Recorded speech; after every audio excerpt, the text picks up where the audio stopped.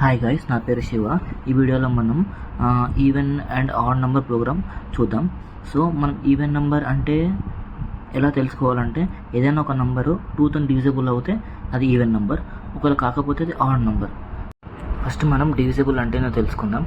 Divisible అంటే ఏదైనా ఒక నెంబరు ఇంకేదైనా నెంబర్తో డివైడ్ అయినప్పుడు రిమైండర్ 0 వస్తే అది డివిజిబుల్ అన్నట్టు.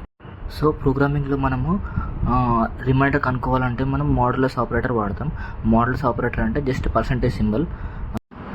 ఇక్కడ మనం ఇఫ్ ఎల్స్ స్టేట్మెంట్ యూజ్ చేస్తాం. ఇఫ్లో మనం ఈవెన్ నెంబర్ కండిషన్ రాస్తున్నాం.